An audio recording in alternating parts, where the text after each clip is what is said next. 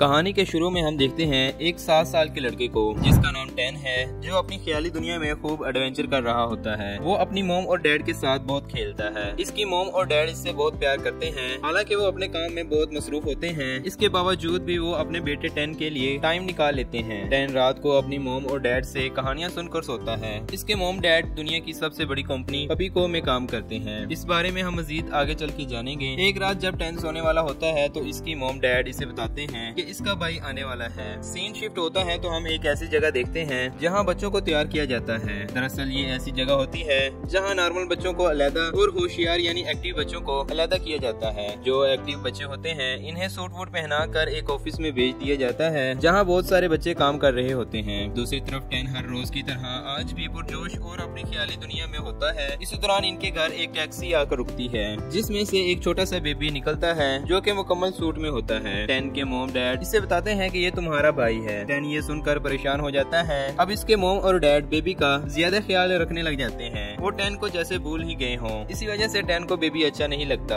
वो अपने मॉम और डैड से कहता है कि ये दूसरे बच्चों की तरह नॉर्मल नहीं है, ये बहुत ही होशियार और चालाक है, ये मेरी जगह लेने आया है। इसके मॉम डैड इसे कहते हैं ये तो नन्हा सा बेबी है, एक दिन आएगा जब तुम भी इसी तरह प्यार करोगे जैसे हम दोनों करते हैं। इसी तरह कई दिन गुजर जाते हैं। टेन खुद को अकेला महसूस कर रहा होता है। एक रात जब टेन लोरी के लिए अपने मॉम डैड को बुलाता है तो वो देखता है कि इसके मॉम डैड सोए हुए हैं और फोन की घंटी बज रही है। वो फोन को उठाता है लेकिन वहाँ कोई फोन नहीं बज रहा था। बेल की आवाज बेबी के रूम से आ रही होती है। टेन जब जाकर ये देखता है तो वो बहुत ही हैरान हो जाता है। वो देखता है कि बेबी फोन पर किसी से बात कर रहा है जो कि बिल्कुल भी नॉर्मल नहीं होता। टेन बेबी के रूम के दरवाजे में खड़ा होकर सारी बातें सुन लेता है जिससे टेन को पता चलता है कि वो किसी मिशन के लिए इस घर में आया है। अब बेबी ने भी टेन को देख लिया होता है इसे बातें करते हुए, जिस पर बेबी घबरा जाता है। टेन बेबी से कहता है कि मैं तुम्हारा पर्दाफाश कर दूंगा, पर बेबी इसकी बात सीरियस नहीं लेता और कहता है कि मैं तुम्हारा सारा प्यार और मॉम डैड की सारी तवज्जो अपनी तरफ ले ली है। इस वजह से मॉम और डैड तुम्हारी बात कभी भी नहीं मानेंगे। अब तुम मेरा कुछ भी नहीं बिगाड़ सकते। टेन ये सुनकर परेशान हो जाता है। अगले दिन टेन प्लान बनाता है कि वो बेबी की बातें रिकॉर्ड करेगा और अपने मॉम डैड को सुनाएगा ताकि बेबी का पर्दाफाश हो सके। जल्दी में टेन सीढ़ियों से गिर जाता है और बहुत से बेबीज इसे तंग करने लग जाते हैं। इसे लगता है कि ये सभी बेबीज इसे मार रहे हैं। इतने में ही इसके मॉम और डैड आते हैं और कहते हैं कि ये तुम्हारे भाई के साथ खेलने आए हैं। दरअसल वो बेबीज की मीटिंग के लिए आए होते हैं। टेन का भाई सभी बेबीज को बताता है कि एक ऐसा आदमी जिसका मिशन है कि सभी बेबीज को ऐसे पपीज के साथ रिप्लेस कर देना जो कभी भी बूढ़े नहीं होते। और अब तो इन पपीज की मुख्तलिफ वैरायटीज भी आ गई हैं। आने वाले दिनों में ये मास्टरमाइंड एक नया पपी लॉन्च करने वाला है और हमारा मिशन इस मास्टरमाइंड के मिशन को फेल करना है। बेबीज की मीटिंग के दौरान टेन बड़ी मुश्किल से इनकी थोड़ी सी बातें रिकॉर्ड कर पाता है।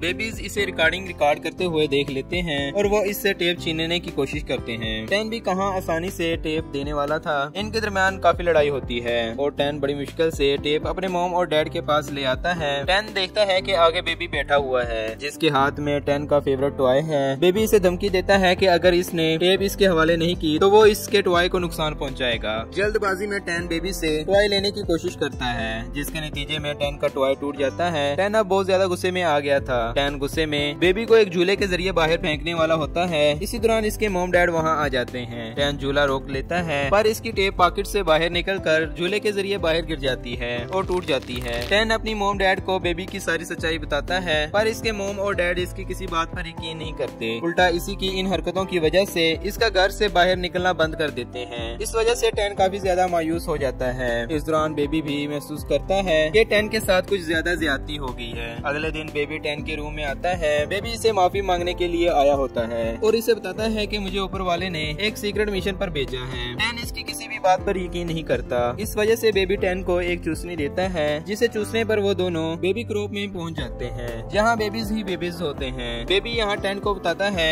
कि हम सुपर सीक्रेट फार्मूला पीते हैं जिससे हम कभी भी बूढ़े नहीं होते। यहाँ बेबी टेन को एक चार्ट दिखाता है जिस पर इंसानों के लिए बेबीज का प्यार बहुत कम दिखाई दे रहा था और पपीज का प्यार ज्यादा शो हो रहा था। बेबी टेन को बताता है कि पपीज के लिए इंसानों का प्यार दिन ब दिन बढ़ता जा रहा है। अगर ऐसा ही चलता रहा तो बेबीज की कोई अहमियत नहीं रहेगी। रहेगी और मैं इसी मिशन पर हूँ। इसमें पपीज के बारे में पता लगाना है और इस काम को रोकना है। अगर मैं इस मिशन में कामयाब हो जाता हूँ तो मेरी भी तस्वीर इन तस्वीरों की तरह दीवार पर लग जाएगी जो बेबीज के बॉस के भी बॉस हैं, यानी बिग बॉस बेबीज। इसी के साथ मुझे एक प्राइवेट ऑफिस दिया जाएगा। इतने में ही एक बिग बॉस बेबी आ जाती है जो बहुत गुस्से में लग रही थी, जो बताती है कि हमारे मिशन की डेडलाइन खत्म होने में 2 दिन रह गए हैं। अगर हमारे भेजे गए बेबी ने मिशन मुकम्मल नहीं किया तो इसकी नौकरी चली जाएगी। बिग बॉस बेबी 10 के भाई के बारे में बात कर रही थी। बेबी बहुत परेशान हो जाता है और वो वापस अपने घर आ जाता है। बेबी 10 से कहता है कि अगर मैं इस मिशन में फेल हुआ तो मेरा स्पेशल सीक्रेट फार्मूला मुझसे ले लिया जाएगा और मैं एक नॉर्मल बेबी बन जाऊंगा और मुझे हमेशा के लिए इसी घर में तुम्हारे साथ रहना पड़ेगा। 10 ये हरगिज नहीं चाहता था कि बेबी इसके घर में रहे और इसकी जगह ले ले, इसीलिए 10 इसकी हेल्प करने का कहता है, जिस पर बेबी बहुत खुश हो जाता है।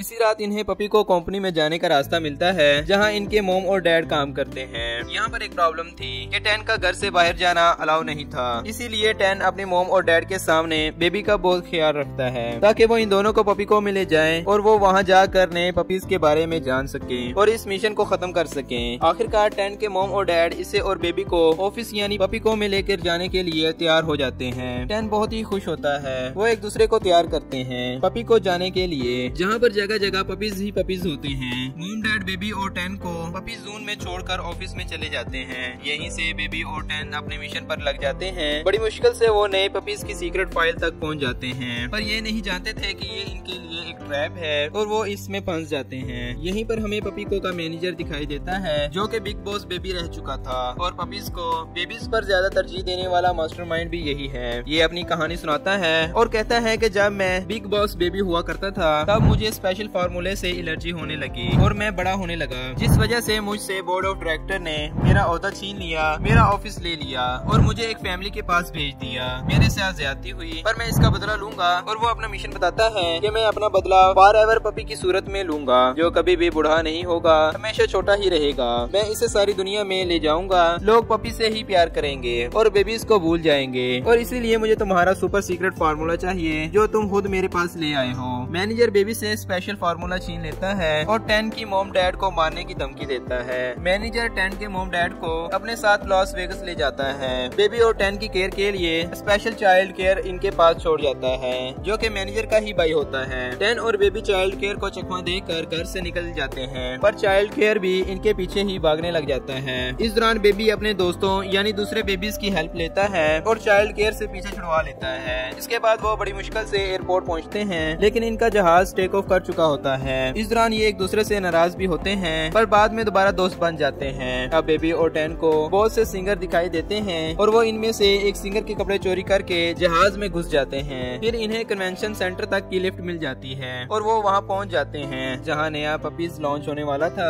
मैनेजर का भाई भी फ्लाइट के जरिए कन्वेंशन सेंटर तक पहुँच जाता है। मैनेजर लॉन्चिंग के दौरान 10 और बेबी को देख लेता है और 10 के मोम डैड भी 10 और बेबी को देखकर हैरान हो जाते हैं। 10 सब कुछ बताने ही वाला होता है कि मैनेजर 10 की मोम डैड को हार्ड बॉक्स में लॉक कर देता है और इसे रॉकेट के नीचे रख देता है। दूसरी तरफ मैनेजर का भाई भी बेबी और 10 को पकड़ने की कोशिश करता है, लेकिन इसमें वो नाकाम होता है। अब इनका सामना मैनेजर से होता है और इनके दरमियान काफी लड़ाई होती है। 10 और बेबी मैनेजर को नीचे स्पेशल फार्मूले से भरे हुए टब में गिरा देते हैं। इसके बाद 10 अपनी मोम और डैड को और पपीज को लॉन्च होने से रोकने के लिए निकल पड़ते हैं। 10 बेबी की मदद से सभी पपीज को रॉकेट में से आजाद कर देता है और अपने मोम डैड को बचा लेता है। इसके मोम डैड इन दोनों को देखकर बहुत खुश होते हैं और ये अपने मिशन में कामयाब हो चुके थे। अब सीन शिफ्ट होता है जहाँ पे बेबी बिग बॉस बेबी बन गया था और वो अपने साथियों को अलविदा कहता है क्योंकि वो बिग बॉस बन गया था, इसीलिए इसे अपने ऑफिस में जाना होता है। जाने से पहले वो 10 को इसका फेवरेट टॉय देता है जो बिल्कुल सही सलामत होता है। अब ये दोनों एक दूसरे को भी अलविदा कह देते हैं। ये सीन बहुत ही इमोशनल होता है।